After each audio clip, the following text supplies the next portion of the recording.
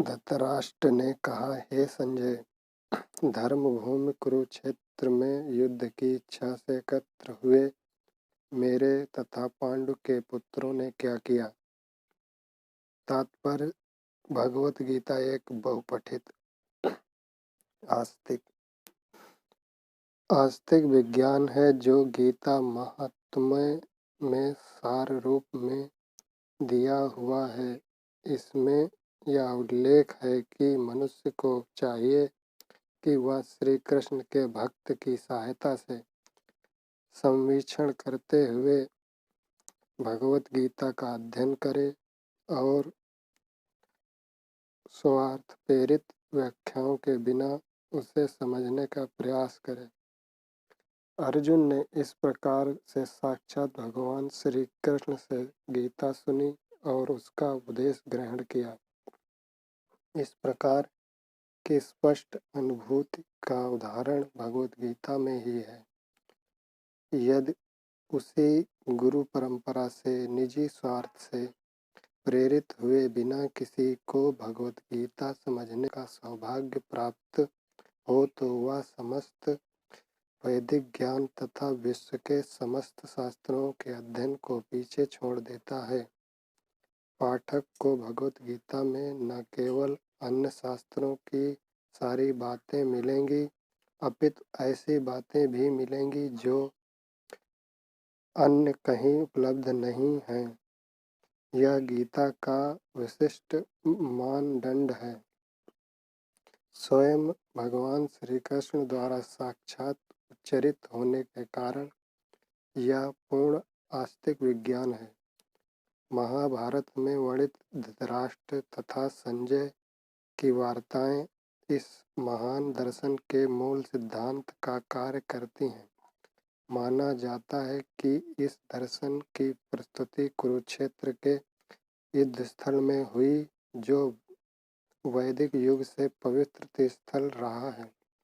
इसका प्रवचन भगवान श्री कृष्ण द्वारा मानव जाति के पथ प्रदर्शन हेतु तब किया गया जब वे इस लोक में स्वयं उपस्थित थे। धर्म क्षेत्र शब्द सार्थक है क्योंकि कुरुक्षेत्र के स्थल में अर्जुन के पक्ष में श्री कृष्ण भगवान स्वयं उपस्थित थे।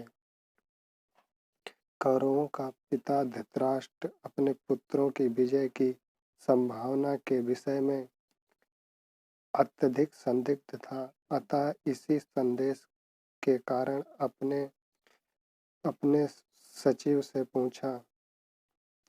उन्होंने क्या किया?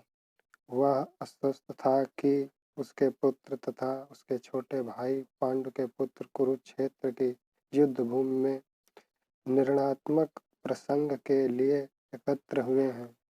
फिर भी उसकी जिज्ञासा सार्थक है। वह नहीं चाहता था कि भाइयों में कोई समझौता हो, अतः वह युद्ध भूमि में अपने पुत्रों की नियत भाग्य भावी के विषय में आश्वस्त होना चाह रहा था। चूंकि इस युद्ध को कुरुक्षेत्र में लड़ा जाना था, जिसका उल्लेख वेदों में स्वर्ग के निवासियों के लिए भी तीर्थ स्थल के रूप में हुआ है, अतः धृतराष्ट्र अत्यंत भयभीत था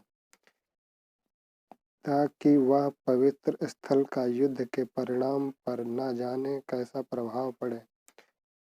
उसे भली भांति ज्ञात था कि इसका प्रभाव अर्जुन तथा पांडु के अन्य पुत्रों पर अत्यंत अनुकूल पड़ेगा, क्योंकि स्वभाव से वे सभी पुण्य आत्मा थे। संजय श्री व्यास का शिष्य था, अतः उनकी कृपा से संजय धृतराष्ट्र के कक्ष में बैठे बैठे कुरुक्षेत्र के युद्ध स्थल का दर्शन करा सकता था। इसीलिए धृतराष्ट्र ने उसे युद्ध स्थल की स्थिति के विषय में पूछा। पांडव तथा धृतराष्ट्र के पुत्र दोनों ही एक वंश से संबंधित हैं, किंतु यहाँ पर धृतराष्ट्र के वाक्य से उसके मनोभाव प्रकट होते हैं। उसने जानबूझकर अपने पुत्रों को कुरु कहा और पांडु के पुत्रों को वंश के उत्तराधिकारी से विलग कर दिया। इस तरह पांडु के पुत्रों अर्थात अपने भतीजों के साथ धृतराष्ट्र की वित्तमान स्थिति समझी जा सकती है। जिस प्रकार धान के खेत से अवांछित पौधे को उखाड़ दिया जाता है, उसी प्रकार इस कथा के आरंभ से ही ऐसी आशा की जाती है कि जहाँ धर्म के पिता श्री कृष्ण उपस्थित हों, वहाँ कुरुक्षेत्र रूपी खेत में दुर्योधन आदि धृतराष्ट्र के पुत्र रूपी अवांछित पौधों को समूल नष्ट करके दुष्ट आदि नितांत धार्मिक पुरुषों की स्थापना की जाएगी। यहाँ धर्म क्षेत्र तथा कुरुक्षेत्र शब्दों के उनकी ऐतिहासिक तथा वैदिक महत्ता के अतिरिक्त यही सार्थकता है। संजय उवाच। संजय ने कहा, हे राजन, पांडुपुत्रों द्वारा सेना की व्यूह रचना देखकर राजा दुर्योधन अपने गुरु के पास गया और उसने ये शब्द कहे। तात्पर्य: धृतराष्ट्र जन्म से अंधा था, दुर्भाग्यवश यह आध्यात्मिक दृष्टि से भी वंचित था। वह यह भी जानता था कि उसी के समान उसके पुत्र भी धर्म के मामले में अंधे हैं और उसे विश्वास था कि वे पांडवों के साथ कभी भी समझौता नहीं कर पाएंगे, क्योंकि पांचों पांडव जन्म से ही पवित्र थे। फिर भी वे तीर्थस्थान के प्रभाव के विषय में संदेह था।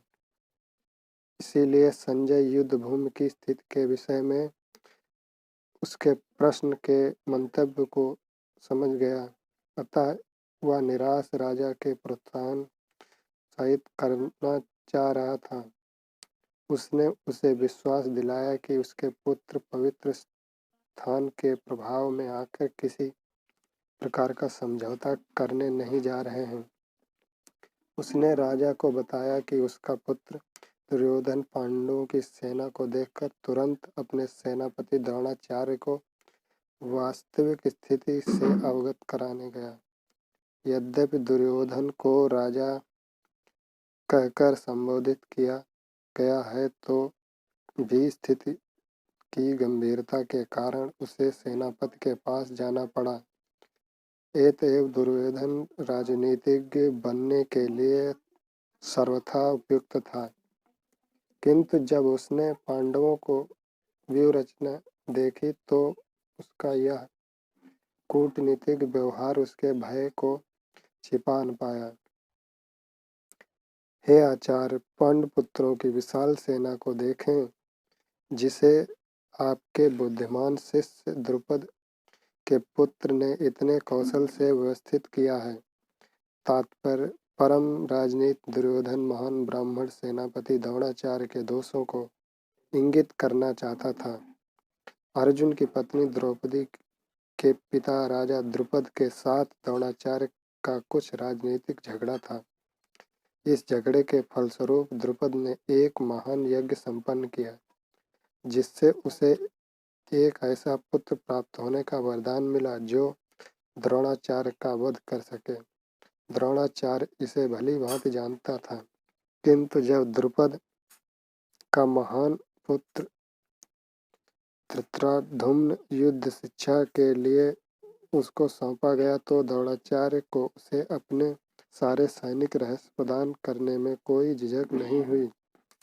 अब धृष्टद्युम्न कुरुक्षेत्र की युद्ध भूमि में पांडवों का पक्ष ले रहा था और उसने द्रोणाचार्य से जो कला सीखी थी, उसी के आधार पर अपने यह व्यूह रचना की थी।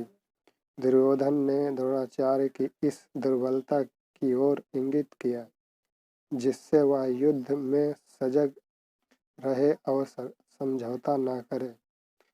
इसके द्वारा वह द्रोणाचार्य को यह भी बताना चाह रहा था कि कहीं वह अपने प्रिय शिष्य पांडवों के प्रति युद्ध में उदारता न दिखा बैठे। विशेष रूप से अर्जुन उसका अत्यंत प्रिय एवं तेजस्वी शिष्य था। दुर्योधन ने यह भी चेतावनी दी कि युद्ध में इस प्रकार की उदारता से हार हो सकती है। इस सेना में भीम तथा अर्जुन के समान युद्ध करने वाले अनेक वीर धनुधर हैं, यथा महारथी युद्धोधन, विराट तथा द्रुपद। तात्पर्य, यद्यपि युद्ध कला में द्रोणाचार्य की महान शक्ति के समक्ष धृष्टाद्युम्न महत्वपूर्ण बाधक नहीं था, किंतु ऐसे अनेक योद्धा थे जिनसे भय था। दुर्योधन इन्हें विजय पथ में अत्यंत बाधक बताता है, क्योंकि इसमें से प्रत्येक योद्धा भीम तथा अर्जुन समान दुर्जय था। उसे भीम तथा अर्जुन के बल का ज्ञान था, इसीलिए वह अन्य की तुलना इन दोनों से करता था। इनके साथ ही दृष्टाकेतु, चेकितान, काशीराज, पुरजित, कांतिभोज तथा शैब्य जैसे महान शक्तिशाली योद्धा भी हैं। पराक्रमी युद्ध अभिमन्यु अत्यंत शक्तिशाली, उत्तमौजा सुभद्रा का पुत्र तथा द्रौपदी के पुत्र, ये सभी महारथी हैं। किंतु है ब्राह्मण श्रेष्ठ, आपकी सूचना के लिए मैं अपनी सेना के उन नायकों के विषय में बताना चाहूँगा जो मेरी सेना को संचालित करने में विशेष रूप से निपुण हैं। मेरी सेना में स्वयं आप, भीष्म, कर्ण, कृपाचार्य, अश्वत्थामा, विकर्ण तथा सोमदत्त का पुत्र भूरिश्रवा आदि हैं, जो युद्ध में सदैव विजयी रहे हैं। तात्पर्य, दुर्योधन उन अद्वितीय युद्धवीरों का उल्लेख करता है जो सदैव विजयी होते रहे हैं। विकर्ण दुर्योधन का भाई है, अश्वत्थामा द्रोणाचार्य का पुत्र है और सोमदत्ती या भूरिश्रवा बहिकों के राजा का पुत्र है। कर्ण अर्जुन का आधा भाई है, क्योंकि वह कुंती के गर्भ से ही राजा पांडु के साथ विवाहित होने के पूर्व उत्पन्न हुआ था। कृपाचार्य की जुड़वा बहन द्रोणाचार्य को ब्याही थी। ऐसे अन्य अनेक वीर भी हैं जो मेरे लिए अपना जीवन त्याग करने के लिए उद्यत हैं। वे विविध प्रकार के हथियारों से सुसज्जित हैं और युद्ध विद्या में निपुण हैं। तात्पर्य, जहाँ तक अन्यों का यथा जयद्रथ, कृतवर्मा तथा शल्य का संबंध है, वे सब दुर्योधन के लिए अपने प्राणों की आहुति देने के लिए तैयार रहते थे। दूसरे शब्दों में वह पूर्व निश्चित है कि वे अब पापी दुर्योधन के दल में सम्मिलित होने के कारण कुरुक्षेत्र के युद्ध में मारे जाएंगे। निसंदेह अपने मित्रों की संयुक्त शक्ति के कारण दुर्योधन अपनी विजय के प्रति स्वस्थ था। हमारी शक्ति अपरिमेय है और हम सब पितामह द्वारा भली भांति संरक्षित हैं, जबकि पांडवों की शक्ति भीम द्वारा भली भांति संरक्षित होकर भी सीमित है। तात्पर्य, यहाँ पर दुर्योधन ने तुलनात्मक शक्ति का अनुमान प्रस्तुत किया है। वह सोचता है कि अत्यंत अनुभवी सेनानायक भीष्म पितामह के द्वारा विशेष रूप से संरक्षित होने के कारण उसकी सशस्त्र सेनाओं की शक्ति अपरिमेय है। दूसरी ओर पांडवों की सेनाएं सीमित हैं, क्योंकि उनकी सुरक्षा एक कम अनुभवी नायक भीम द्वारा की जा रही है, जो भीम की तुलना में नगण्य है। दुर्योधन सदैव भीम से ईर्ष्या करता था, क्योंकि वह जानता था कि यदि उसकी मृत्यु कभी हुई भी तो वह भीम के द्वारा ही होगी, किंतु साथ ही उसे दृढ़ विश्वास था कि भीम की उपस्थिति में उसकी विजय निश्चित है, क्योंकि भीम कहीं अधिक उत्कृष्ट सेनापति है। वह युद्ध में विजयी होगा, यह उसका दृढ़ निश्चय था। एतद्व्यूह सैन्य व्यूह में अपने अपने मोर्चों पर खड़े रहकर आप सभी भीष्म पितामह को पूरी सहायता दें। तात्पर्य भीष्म पितामह के शौर्य की प्रशंसा करने के बाद दुर्योधन ने सोचा कि कहीं अन्य योद्धा न समझ लें कि उन्हें कम महत्व दिया जा रहा है, अतः दुर्योधन ने अपने सहज कूटनीतिक ढंग से स्थिति संभालने के उद्देश्य से उत्कृष्ट शब्द कहे।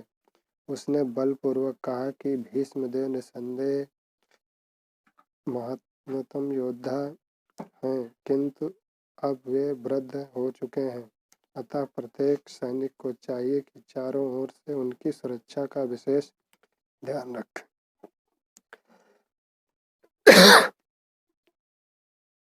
कि वे किसी एक दिशा में युद्ध करने में लग जाएं और सत्य इस अवस्था का लाभ उठा लें।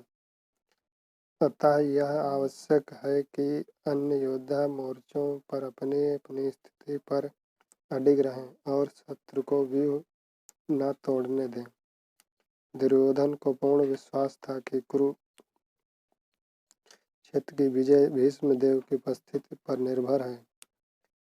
उसे युद्ध में भीष्मदेव तथा द्रोणाचार्य के रूप में पूर्ण सहयोग की आशा थी, क्योंकि वह अच्छी तरह जानता था कि इन दोनों ने उस समय एक शब्द भी नहीं कहा था जब अर्जुन की पत्नी द्रौपदी को अनावस्था में भरी सभा में नग्न किया जा रहा था और जब उसने न्याय की भीख मांगी थी, यह जानते हुए भी कि इन दोनों सेनापतियों के मन में पांडवों के लिए स्नेह था।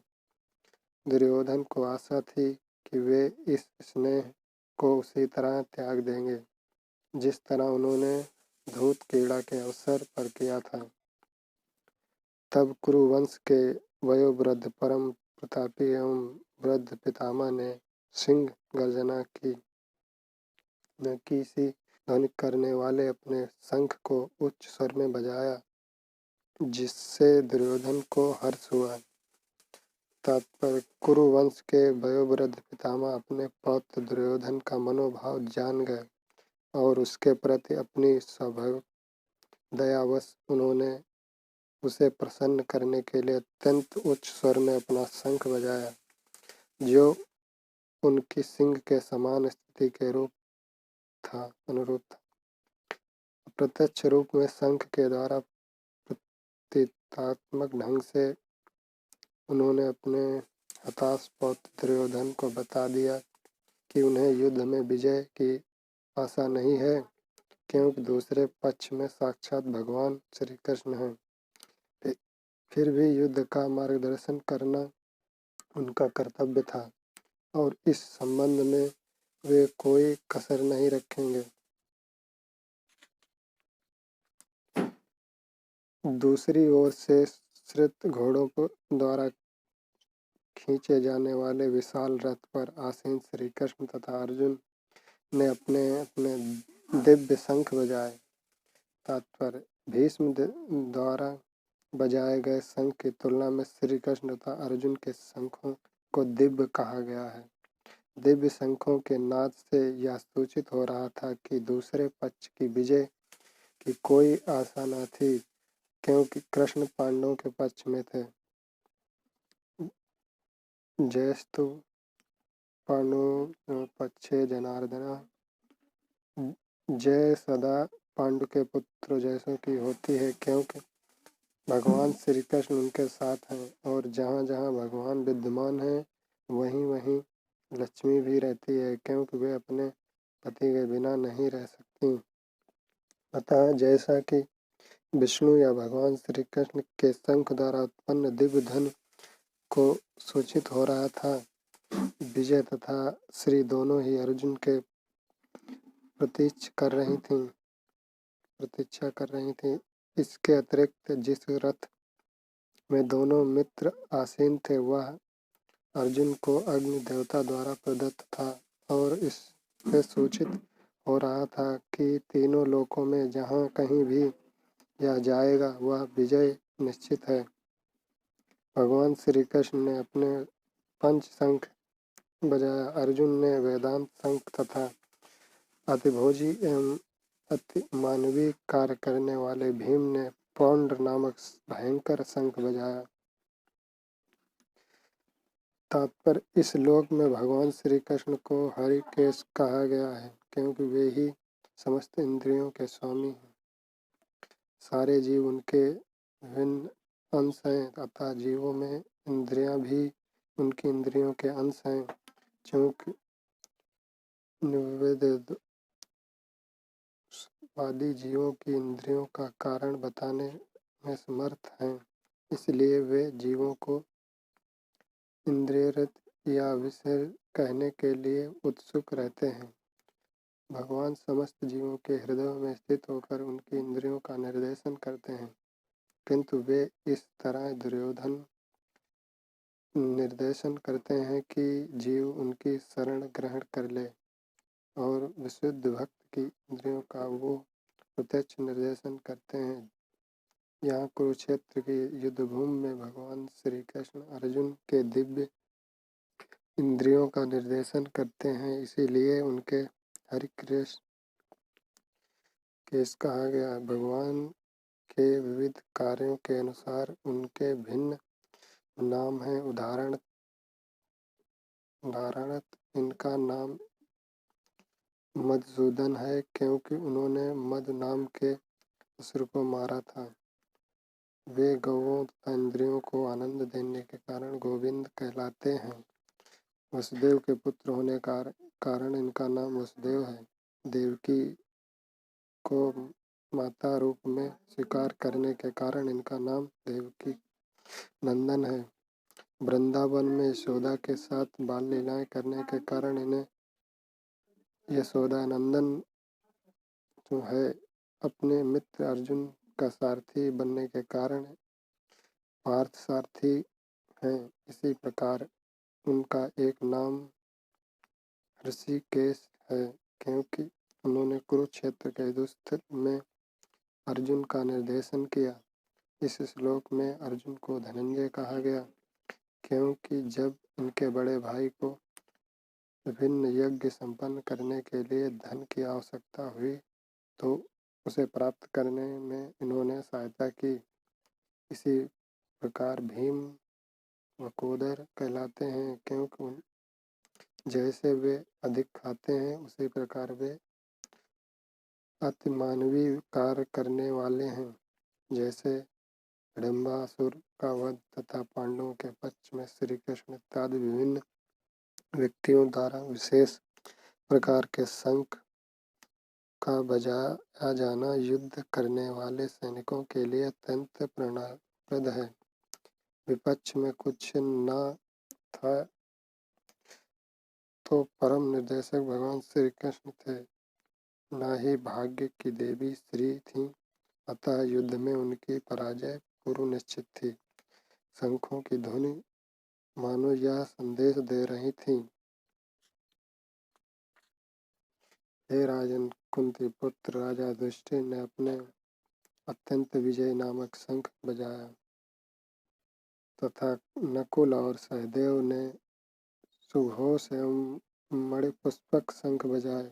महान धनुधर काशीराज परम योद्धा शिखंडी धृष्टद्युम्न विराट अजेय साहित्यिक द्रुपद द्रौपदी के पुत्र तथा सुभद्रा के महाबाहु पुत्र आदि सबों ने अपने अपने शंख बजाए।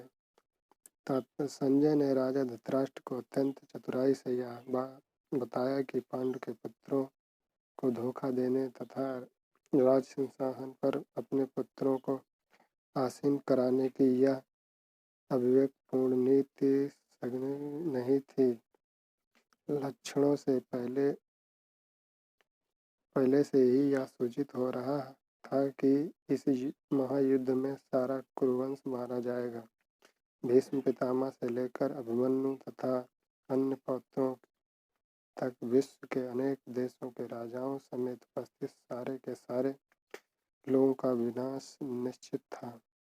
यह सारी दुर्घटना राजा धृतराष्ट्र के कारण होने जा रही थी क्योंकि उसने अपने पुत्रों को कुनीत को प्रोत्साहन दिया था। इन विभिन्न शंखों की ध्वनि कोलाहलपूर्ण बन गई, जो आकाश तथा पृथ्वी को शब्दायमान करती हुई धृतराष्ट्र के पुत्रों के हृदयों को विदीर्ण करने लगी। तात्पर्य: जब भीष्म तथा दुर्योधन के पक्ष में अन्य वीरों ने अपने अपने शंख बजाए तो पांडवों के हृदय विदीर्ण नहीं हुए। ऐसी घटनाओं का वर्णन नहीं मिलता, किंतु इस विशिष्ट श्लोक में यह कहा गया कि पांडव पक्ष के शंखनाद से धृतराष्ट्र के पुत्रों के हृदय विदीर्ण हो गए। इसका कारण स्वयं पांडव और भगवान श्री कृष्ण में उनका विश्वास है। परमेश्वर की शरण ग्रहण करने वाले को किसी प्रकार का भय नहीं रह जाता, चाहे वह कितनी ही विपत्ति में क्यों न हो। उस समय हनुमान ने अंकित ध्वजा लगे रथ पर आसीन पांडुपुत्र अर्जुन अपना धनुष उठाकर तीर चलाने के लिए उद्यत हुआ है। हे राजन, धृतराष्ट्र के पुत्रों को व्यूह में खड़ा देखकर अर्जुन ने श्री कृष्ण से ये वचन कहे। तात्पर्य: युद्ध आरंभ होने ही वाला था। उपयुक्त कथन से ज्ञात होता है कि पांडवों की सेना की अप्रत्याशित व्यवस्था से धृतराष्ट्र के पुत्र बहुत कुछ निरुत्साहित थे, क्योंकि युद्ध भूमि में पांडवों का निर्देशन भगवान श्री कृष्ण के आदेश अनुसार हो रहा था। अर्जुन की ध्वजा पर हनुमान का चिन्ह भी विजय का सूचक है, क्योंकि हनुमान ने राम तथा रावण युद्ध में राम की सहायता की थी, जिससे राम विजयी हुए थे। इस समय अर्जुन की सहायता के लिए उनके रथ पर राम तथा हनुमान दोनों उपस्थित थे। भगवान श्री कृष्ण साक्षात राम हैं और जहाँ भी राम रहते हैं वहाँ उनका नित्य सेवक हनुमान होता है तथा उनकी नियत संगिनी वैभव की देवी सीता उपस्थित रहती हैं। अतः अर्जुन के लिए किसी भी शत्रु से भय का कोई कारण नहीं था। इससे भी अधिक इंद्रियों के स्वामी भगवान कृष्ण निर्देश देने के लिए साक्षात उपस्थित थे। इस प्रकार अर्जुन को युद्ध करने के मामले में सारा सत्परामर्श प्राप्त था। ऐसी स्थितियों में जिनकी व्यवस्था भगवान ने अपने साक्षात भक्त के लिए की थी, निश्चित विजय के लक्षण स्पष्ट थे। अर्जुन उवाच। अर्जुन ने कहा, हे अच्युत, कृपा करके मेरा रथ दोनों सेनाओं के बीच में ले चलें, जिससे मैं यहाँ उपस्थित युद्ध की अभिलाषा रखने वालों को और शस्त्रों की इस महान परीक्षा में जिसने मुझे संघर्ष करना है, उन्हें देख सकूं। तात्पर्य: यद्यपि श्री कृष्ण साक्षात श्री भगवान हैं, किंतु वे अहेतुकी कृपावश अपने मित्र की सेवा में लगे हुए थे। वे अपने भक्त पर स्नेह दिखाने में कभी नहीं चूकते, इसलिए अर्जुन ने उन्हें अच्युत कहा। सारथी रूप में उन्हें अर्जुन की आज्ञा का पालन करना था और उन्होंने इसमें कोई संकोच नहीं किया, अतः उन्हें अच्युत कहकर संबोधित किया। यद्यपि उन्होंने अपने भक्त का सारथी पद स्वीकार किया था, किंतु इससे उनकी परम स्थिति अक्षुण्ण बन रही। प्रत्येक परिस्थिति में वे इंद्रियों के स्वामी श्री भगवान हरिकेश हैं। भगवान तथा उनके सेवक का संबंध अत्यंत मधुर एवं दिव्य होता है। सेवक स्वामी की सेवा करने के लिए सदैव उद्यत रहता है और भगवान भी भक्त की कुछ न कुछ सेवा करने की कोशिश में रहते हैं। वे इसमें विशेष आनंद का अनुभव करते हैं कि वे स्वयं आज्ञादाता न बने, अपितु उनके युद्ध भक्त उन्हें आज्ञा दें। चूँकि वे स्वामी हैं, अतः अभी लोग उनके आज्ञा पालक हैं और उनके ऊपर उनको आज्ञा देने वाला कोई नहीं है। किंतु जब वे देखते हैं कि उनका युद्ध भक्त शुद्ध भक्त आज्ञा दे रहा है तो उन्हें दिव्य आनंद मिलता है। यद्यपि वे समस्त परिस्थितियों में अच्युत रहने वाले हैं, भगवान का शुद्ध भक्त होने के कारण अर्जुन को अपने बंधु बांधवों से युद्ध करने की तनिक भी इच्छा न थी, किंतु दुर्योधन द्वारा शांतिपूर्ण समझौता न करके